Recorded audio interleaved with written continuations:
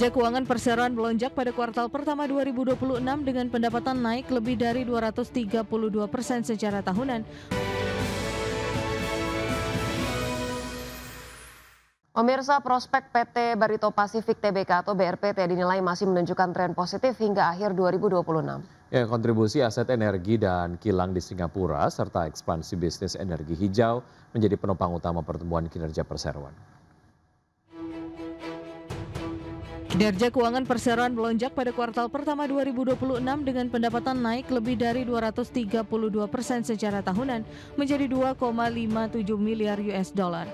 Laba bersih perusahaan juga melonjak hampir 460% didorong kontribusi kuat operasi kilang Astar di Singapura yang kini menjadi pilar baru pendapatan perusahaan. Akuisisi kilang Bukom dan jaringan SPBU Esso di Singapura memperkuat diversifikasi bisnis perseroan di luar petrokimia. Peningkatan kapasitas kilang menjadi 300.000 barel per hari pada paruh kedua 2026 juga diperkirakan mampu mendongkrak volume produksi dan margin pengolahan minyak. Selain bisnis kilang, pertumbuhan juga datang dari anak usaha Barito Renewable Energy yang menargetkan peningkatan kapasitas pembangkit hingga 2,8 gigawatt pada 2032. Meski demikian, tekanan margin petrokimia, fluktuasi harga minyak dan tingginya biaya pendanaan masih menjadi risiko yang perlu dicermati investor. Sejumlah analis pun tetap mempertahankan rekomendasi beli dengan target harga PRPT berkisar antara Rp2.200 hingga Rp4.200 per saham. Berbagai sumber IDX Channel. Harga minyak anjlok sekitar 5% untuk hari kedua berturut-turut dan menyentuh level terendah dalam 3 bulan terakhir. Penurunan tajam tersebut dipicu munculnya rincian kesepakatan sementara untuk mengakhiri perang di Timur Tengah, termasuk pembukaan kembali Selat Hormuz dan izin bagi Iran untuk kembali menjual minyaknya ke pasar internasional. Minyak mentah berjangka Brent ditutup merosot 5,1% ke level $78,96 per barrel, sedangkan minyak mentah berjangka West Texas Intermediate terkoreksi 5,8% ke posisi $76,05 per barrel. Rincian kesepakatan sementara mulai terungkap pada hari Selasa setelah Presiden Donald Trump menyatakan kesepakatan itu akan memastikan Teheran tidak mengembangkan senjata nuklir. Seorang pejabat Amerika Serikat juga menyebutkan Iran diperbolehkan kembali menjual minyak setelah kesepakatan ditandatangani. Adapun kesepakatan tersebut akan memperpanjang gencatan senjata rapuh yang diumumkan pada bulan April dan membuka kembali Selat Hormuz yang secara efektif diblokade Iran sejak Amerika Serikat dan Israel pertama kali menyerang negara tersebut. Meski demikian, keraguan terhadap keberhasilan kesepakatan masih membayangi pasar. Para pakar memperingatkan bahwa pemulihan aktivitas pelayaran dan ekspor energi kemungkinan membutuhkan waktu beberapa pekan.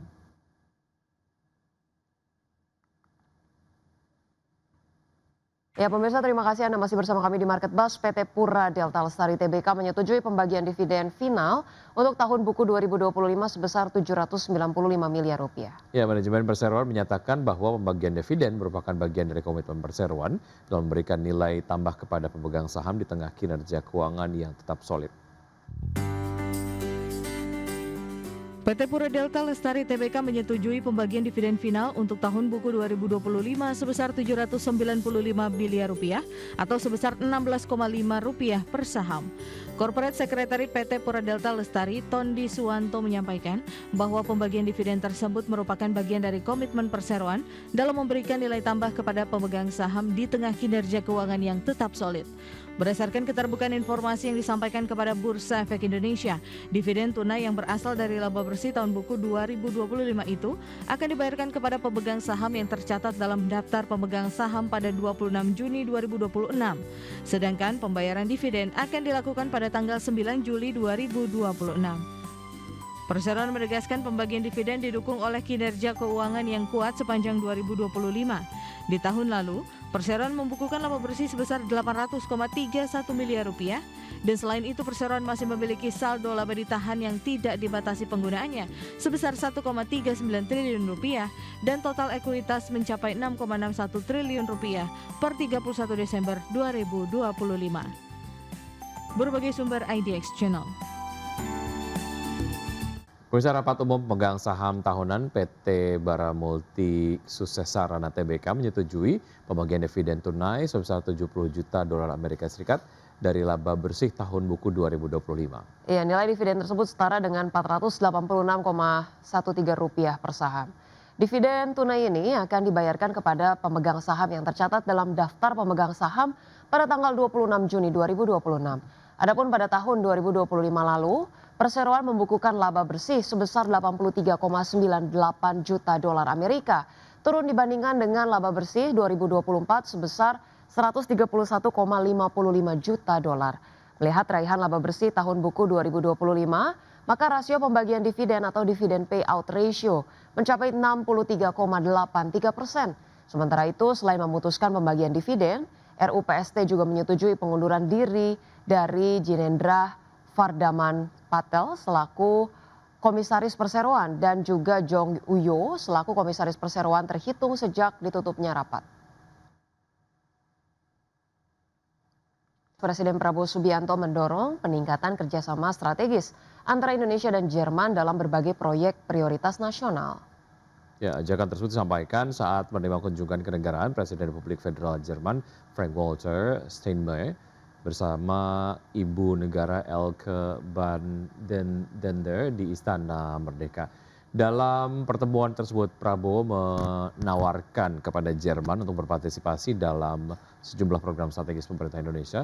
Ruang lingkup kerjasama yang ditawarkan mencakup proyek hilirisasi industri, pengembangan kendaraan listrik, industri semikonduktor, hingga pengelolaan mineral kritis dan tanah jarang. Menurut Prabowo, Indonesia membuka peluang yang luas bagi Jerman untuk memperluas investasi dan kolaborasi di sektor-sektor yang dinilai memiliki nilai tambah tinggi bagi kedua negara.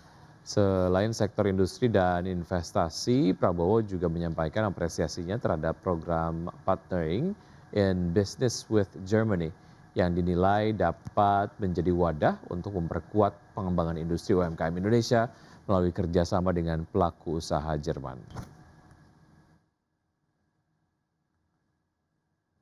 Penguatan kemitraan Indonesia-Jerman, khususnya di bidang ekonomi, investasi, transisi energi, ketahanan energi, pendidikan, dan ketenaga kerjaan. Kami sepakat untuk terus meningkatkan volume perdagangan dan investasi yang saling menguntungkan. Saya menekankan pentingnya hubungan Indonesia dan Eropa, dan kami berharap